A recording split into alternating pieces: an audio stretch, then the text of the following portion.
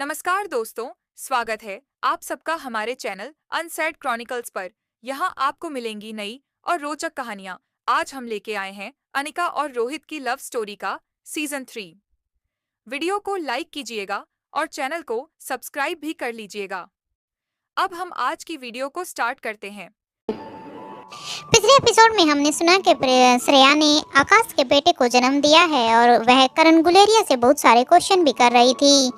लेकिन अब करण के समझाने के बाद अब वह उसे कुछ नहीं कहती, लेकिन उसके मन में अभी भी एक उथल पुथल चली हुई थी। उसका दिमाग अब भी सोचने के लिए मजबूर था कि आखिर अचानक से आकाश गायब कैसे हो गया था। आकाश के साथ आखिर ऐसा हुआ क्यों, किसने किया था। उसके दिमाग में ये बहुत सारे क्वेश्चन चल रहे थे, लेकिन उन सब का हल सिर्फ एक ही था, वो था आकाश।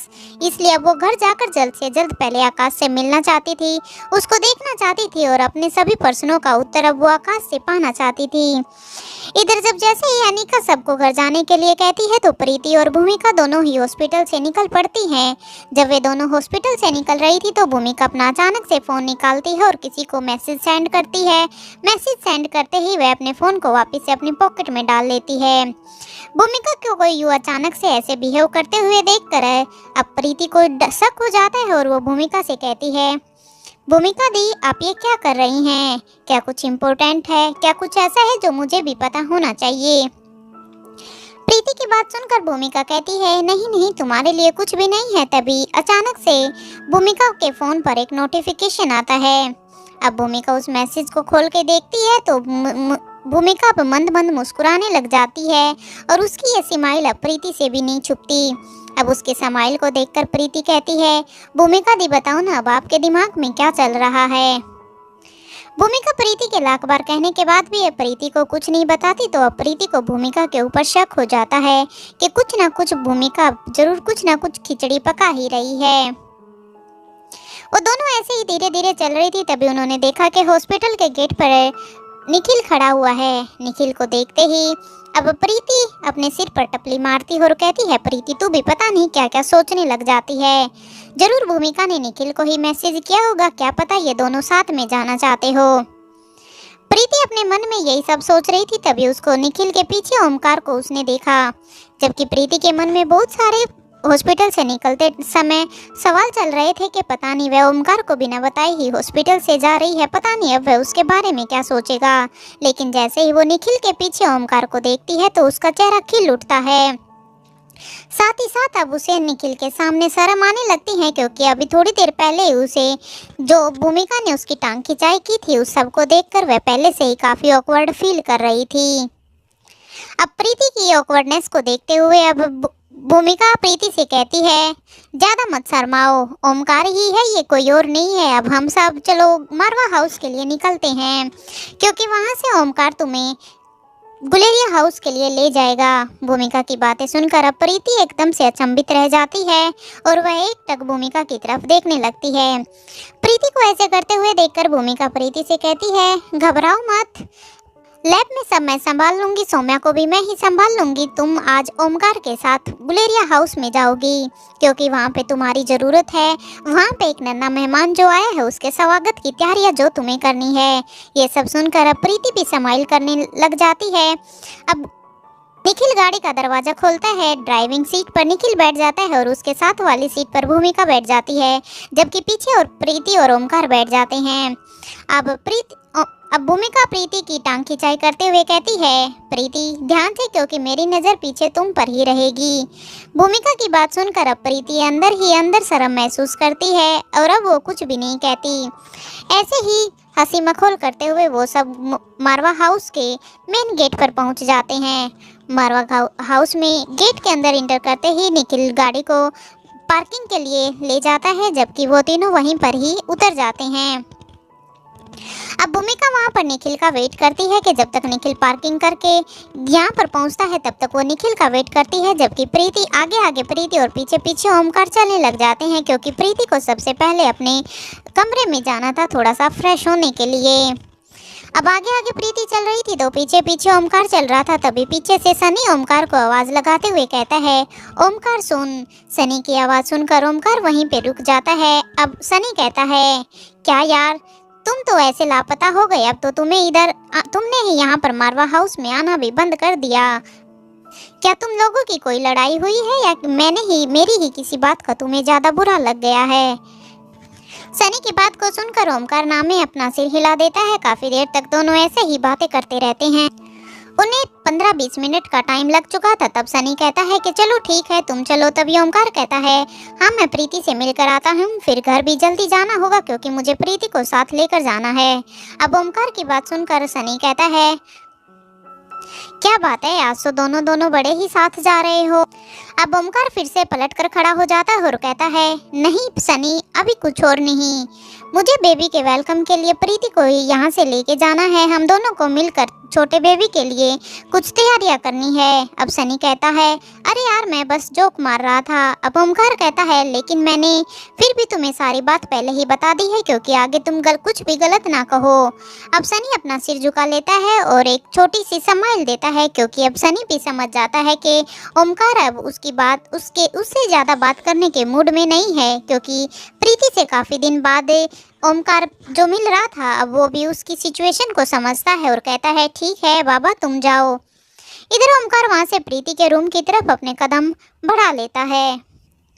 ओमकार जब प्रीति के रूम के बाहर पहुंच जाता है तो वह दरवाजे को खोलने की कोशिश करता है लेकिन दरवाजा तो पहले से ही खुला हुआ था। हल्का सा हाथ लगाने से ही दरवाजा खुद से ही खुल जाता है। अब ओमकार अंदर की तरफ अपने कदम बढ़ा लेता है। वो अंदर ही जाता है कि वह देख पा रहा था कि प्रीति ऑलमोस्ट रेडी हो चुकी थी। उसने आज एक येलो कलर का अनारकली सूट पहना था। वह काफी अट्रैक्टिव लग रही थी। अब ओमकार के दिमाग में एक शरारत आती है और वह स्माइल उसके फेस पर भी आ जाती है लेकिन वह देख पा रहा था कि प्रीति अपनी बैग की जिप बंद करने की कोशिश कर रही थी। तभी ओमकार पीछे से प्रीति को हक कर लेता है क्योंकि आज न्यू बेबी के वेलकम की खुशी और आकाश के घर आने की खुशी वो प्रीति के साथ शेयर करना चाहता था। वो अपने दिल की बात, अपने दिल की खुशी प्रीति से बताना चाहता था। प्रीति की कमर पीछे से जिप खुली होने के कारण दिख रही थी तो ओमकार वहां पर किस कर देता है। अब प्रीति एकदम से सिहर उठती है और वो ओमकार को रोकना तो नहीं चाहती थी, फिर भी वो ओमकार को ना चाहते हुए कहती है आप क्या कर रही हैं, कोई देख लेगा। भूमिका भी यहीं कहीं होगी, पहले ही वो आज सुबह से ही मेरी क्लास लगाई जा रही है और इसलिए मुझे पहले से ही ऑकवर्ड फील हो रहा था। प्रीति की बात सुनकर ओमकार अब प्रीति की जिप को बंद कर देता है और उसको एक फोरहेड किस कर देता है जिससे प्रीति भी स्माइल कर देती है। अब ओमकार कहता है बेबी के वेलकम के लिए तुमने कुछ सोचा है क्या, क्योंकि हमें तो कुछ खास करना ही होगा। अब करण अंकल हॉस्पिटल में है, राजलक्ष्मी भाभी की भी हालत इतनी अच्छी नहीं है कि वो हमारी कोई मदद कर पाएगी, इसलिए बची हैं तो सिर्फ नंदिनी भाभी और वो भी अकेली बेचारी क्या क्या ही कर पाएंगी। अब प्रीति ओमकार की बात सुनकर कहती है आप परेशान मत हो, सब हो जाएगा। अब ओमकार की आंखें बंद करने का नाम ही नहीं ले रही थी क्योंकि ओमकार बस खड़ा होकर उसे निहारने लग रहा था। वह एक मिनट के लिए भी अपनी पलकों को नहीं झपका रहा था क्योंकि उसका चेहरा सिर्फ प्रीति को ही उसकी आंखें देखना चाहती थी। अब उसे कुछ याद आने लगता है जब वो पहली बार प्रीति से मिला था तो कुछ ऐसा ही प्रीति का लुक था जिसे देखकर उसके फर्स्ट टाइम की अट्रैक्शन या फिर ये कहा जाए कि उसका फर्स्ट साइड लव उसे याद आ चुका था। अब ओमकार प्रीति के चेहरे को ध्यान से देखता है। उसने हल्की सी पिंक कलर की लिपस्टिक लगाई थी। वो प्रीति से कहता है कुछ कमी लग रही है मुझे, वो हो जाती तो। अब ओमकार की बात सुन के प्रीति कहती है क्या क्या कमी लग रही है आपको। अब ओमकार प्रीति के ड्रॉर से एक बिंदी निकाल कर लगा देता है और कहता है नाउ एवरीथिंग इज परफेक्ट। प्रीति ने बालों को हल्का सा खुला छोड़कर आगे से पिनअप किया हुआ था। ओमकार प्रीति को कहता है अब हमें चलना चाहिए। अब वे दोनों गुलेरिया हाउस के लिए निकल जाते हैं। दूसरी तरफ आज प्रीति की जगह सौम्या को आज भूमिका देखने वाली थी क्योंकि प्रीति आज गुलेरिया हाउस चली गई थी। अब भूमिका निखिल को पहले एक हक करती है क्योंकि उसे भी आज की सक्सेस को निखिल के साथ बांटना था। निखिल भी बिना झिझक के भूमिका को हक कर लेते हैं। कुछ टाइम तक एक दूसरे से ऐसे ही मीठी नोक झोंक के बाद अब भूमिका सौम्या के पास चली जाती है और उसको बोलती है कि तुम्हें तो पूरा यकीन था कि तुम्हारी सो कॉल्ड फ्रेंड दमयंती देवी जो तुम्हारे बचपन की दोस्त है तुम्हें बचा लेगी, लेकिन क्या हुआ, तुम तो अभी भी यही हो। अब भूमिका की ऐसी बातें सुनकर सौम्या के चेहरे पर गुस्सा नजर आ जाता है, लेकिन फिर भी भूमिका आगे कहना शुरू करती है, शुक्र मनाओ भगवान का कि आज तुम लक्ष्मी और निपुण मीना की जगह नहीं गई, नहीं तो आज तुम सीधा ही परलोक सुधार चुकी होती। भूमिका की बात सुनकर अब सौम्या का गुस्सा और भी बढ़ जाता है, पर वो कुछ कर नहीं पाती क्योंकि उसके हाथ पैर दोनों ही बंधे हुए थे। अब उसको समझ नहीं आ रहा था कि वो दमयंती के लिए सैड हो या अपने बच जाने के लिए वो खुशी मनाए। दूसरी तरफ अनिका और रोहित भी अपने कमरे में जा चुके थे। रात का समय हो गया था, बाहरी दुनिया की हलचल पूरी तरह से थम चुकी थी और चारों ओर गहरी खामोशी फैली हुई थी। सिर्फ एक हल्की सी हवा चल रही थी जो कमरे में रखी हरी हरी पौधों की पत्तियों को सरसराने में व्यस्त थी। कमरे के दीवारों पर हल्की से टिमटिमाती हुई रोशनी आ रही थी जो एक प्यारी सी शांति का एहसास दे रही थी। ये वही कमरा था जहाँ रोहित और अनिका की कुछ मीठी नोकझोंक, कुछ मीठी यादें, उनके बच्चों के साथ कुछ बिताया हुआ समय, वह सब कुछ यहाँ उनकी कहानी ने एक नया मोड़ लिया था। आज उनका खास दिन था क्योंकि आज दोनों ने ही एक बहुत ही बड़ी सफलता हासिल की थी। आज अनिका के चेहरे पर बहुत ही ज्यादा खुशी थी क्योंकि आज वो आकाश को वापस अपने घर ले आई थी, जिसको लाने के लिए अनिका ने अब तक दमयंती के साथ सीधे बगावत नहीं की थी। वह बस समझदारी से एक एक कदम फूक फूक कर रख रही थी और इसमें रोहित ने भी अनिका का साथ दिया था। अब अनिका रोहित से कहती है, मिस्टर मारवा बहुत बहुत धन्यवाद और बहुत बहुत कॉन्ग्रेचुलेशन क्योंकि आज हम आकाश को घर लाने में कामयाब हो गए हैं। अब रोहित अनिका की बात को सुनकर कहता है, तुम्हें भी अनिका बहुत बहुत कॉन्ग्रेचुलेशन क्योंकि तुम फिर से बुआ भी जो बन गई हो। रोहित अब अनिका को हक कर लेता है। अनिका भी जोर से रोहित को हक कर लेती है। रोहित जानता था कि अनिका काफी टाइम से सोई नहीं थी।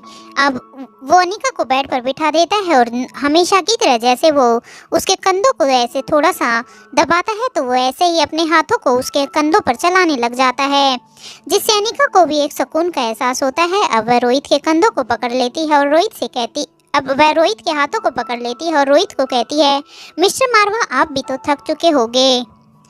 आज रोहित और अनिका का खास दिन था। उन्होंने अपनी मेहनत और संघर्ष से एक बहुत बड़ी सफलता हासिल की थी। उनकी यह सफलता सिर्फ उनके काम के बारे में ही नहीं थी बल्कि यह उनके रिश्ते और विश्वास का भी प्रतीक थी। एक दूसरे पर भरोसा, प्यार और सम्मान ने उन्हें इस मुकाम पर पहुंचाया था। दोनों के चेहरे पर उस सफलता का आनंद था, लेकिन उनके बीच एक और एहसास था जो और भी महत्वपूर्ण था। वो था एक दूसरे का प्यार, एक दूसरे का भरोसा। अनिका की आंखों में एक चमक थी और उसका चेहरा खिले हुए फूल जैसा था। वह चुपचाप खिड़की से बाहर देख रही थी जहां चांदनी रात पूरी दुनिया को अपने आगोश में समेटे हुए थी। उसका मन उस सफलता के एहसास में डूबा हुआ था, लेकिन दिल में एक और चीज थी, वो थी रोहित का प्यार और उसकी उपस्थिति। रोहित धीरे धीरे उसके पास आया और उसकी पीठ पर फिर से हल्का सा हाथ रखते हुए कहा, क्या सोच रही हो अनिका? अनिका ने थोड़ी देर चुप रहकर उसकी ओर देखा, फिर हल्का सा मुस्कुराई। उसकी आंखों में एक गहरी नमी थी, जैसे वह शब्दों में नहीं कह सकती थी कि उसने किस तरह से हर लम्हे में रोहित के साथ अपनी यात्रा को जिया था। उसकी आंखों में एक अजीब सी चमक थी जिसे देखकर रोहित समझ गया था कि वह आज भी उसी पल को महसूस कर रही है जैसे वह पहली बार एक साथ बैठे थे। अब अनिका रोहित से कहती है, मिस्टर मारवा मैं सोच रही थी। अनिका ने धीरे से कहा, हमने जो भी किया साथ किया और यही हमारी सफलता का राज है। अकेले में शायद इतना दूर मैं नहीं जा सकती थी अगर तुम्हारा साथ नहीं होता, लेकिन तुम्हारा साथ हमेशा मुझे ताकत देता है मिस्टर मारवा। रोहित ने मुस्कुराते हुए अनिका का हाथ अपने हाथ में लिया और उसे अपने पास खींच लिया। और अब रोहित कहता है, तुमने कभी यह नहीं सोचा कि तुम्हारे अंदर कितनी ताकत है? मैं तो बस तुम्हारे साथ होकर ही अपनी ताकत महसूस करता हूँ। अनिका तुम मेरी प्रेरणा हो और तुम्हारा साथ हमेशा मुझे आगे बढ़ने की वजह देता है। वे दोनों कुछ पल ऐसे ही चुपचाप बैठे रहे, बस एक दूसरे की मौजूदगी का एहसास करते हुए। कमरे में हल्की सी शांति थी और दोनों की धड़कन आपस में मिलकर एक गीत बना रही थी। तभी रोहित ने अनिका के चेहरे की ओर एक प्यारी सी नजर डाली और उसके चेहरे पर अपनी उंगलियां फिराते हुए बोला, तुम्हारी आंखों में एक अजीब सी चमक है आज अनिका। क्या तुम मुझे बता सकती हो कि आज रात तुम किस बात पर मुस्कुरा रही हो? अनिका ने रोहित की आंखों में देखा और फिर हल्का सा सिर झुका दिया। उसकी आंखों में आंसू थे, लेकिन ये आंसू गम के न होकर आज ये खुशी के आंसू थे। अब अनिका कहती है, तुमसे मिलने के बाद हर दिन एक नई शुरुआत बन गया था। हर कदम में, हर मुश्किल में तुम्हारा हाथ था। आज जब हम दोनों इस मुकाम पर खड़े हैं तो यह सिर्फ तुम्हारे साथ की वजह से है। मैं जानती हूँ कि तुम हमेशा मेरे साथ रहोगे मिस्टर मारवा। यही मेरा सबसे बड़ा तोहफा है। रोहित ने उसकी आंखों में गहराई से देखा और फिर अनिका को अपनी बाहों में समेट लिया और कहता है, मैं तो बस तुमसे बहुत प्यार करता हूँ अनिका। तुमसे मिलकर मुझे ये एहसास हुआ कि इस दुनिया में सबसे बड़ा खजाना यही है, तुम्हारा प्यार और तुम्हारा साथ। साथ में हमारे तीन तीन बच्चों का नाम याद आते ही अनिका के चेहरे पर फिर से एक थोड़ा सा गम आ जाता है, क्योंकि अब अनिका भी अपने बच्चों को मिस कर रही थी। तब रोहित अनिका से कहता है, बच्चों को मिस कर रही हो क्या? घबराओ मत, क्योंकि बच्चों से मेरी बात हो गई थी। बच्चे ठीक हैं और अब वो वहाँ पर सेटल भी हो चुके हैं। कुछ देर के बाद दोनों चुपचाप एक दूसरे के साथ खड़े रहे, जैसे समय खुद ही ठहर गया हो। कमरे में जो प्यार था वह किसी शब्द से बयां नहीं किया जा सकता था। सिर्फ उनका एक दूसरे के साथ होना ही उस पल को खास बना रहा था। कुछ देर बाद रोहित ने अनिका से कहा, आओ चलो कुछ खास करते हैं। आज हमारी सफलता का जश्न मनाते हैं और तुम्हारा पसंदीदा फिल्म देखते हैं। इस पल को सिर्फ हमारे लिए खास बनाते हैं। अनिका मुस्कुराई और उसकी आंखों में प्यार की झलक थी और कहती है, तुम हमेशा मेरी पसंद का ख्याल रखते हो मिस्टर मारवा। चलो तुम सही कह रहे हो, हमें इस पल को जीने देना चाहिए। रोहित ने कमरे के एक कोने से टेबल पर रखा लैंप उठाया और फिल्म प्ले करने लगा। कमरे में धीमी सी रोशनी और पर्दे से पीछे से आ रही चांदनी ने माहौल को और भी रोमांटिक बना दिया था। दोनों बैठ गए और फिल्म की स्क्रीन पर अपने प्यार को महसूस करने लगे। बीच बीच में जब किसी खास पल की निगाहें एक दूसरे से मिलती तो एक हल्का सा मुस्कान उनके चेहरे पर खिल उठता था। अब रोहित अनिका से कहता है, इससे बेहतर रात और क्या हो सकती थी? तुम, मैं और हमारा प्यार, यह मेरी सबसे खास रात है अनिका। अनिका ने उसकी आंखों में देखा और कहा, तुम्हारा प्यार ही मेरे लिए सब कुछ है मिस्टर मारवा। तुम मेरे साथ हो तो मुझे और कुछ नहीं चाहिए। यह मेरी सबसे बड़ी सफलता है। रोहित ने अनिका के हाथों को अपने हाथों में लिया और फिर उसके पास झुकते हुए कहा, हमेशा तुम्हारे पास रहना चाहता हूँ अनिका। यही मेरी जिंदगी का भी सबसे बड़ा उद्देश्य है। अनिका ने सिर झुका लिया और एक गहरी सांस ली। तब अनिका कहती है, तुमसे मिलकर ही मुझे यह समझ आया कि प्यार क्या होता है।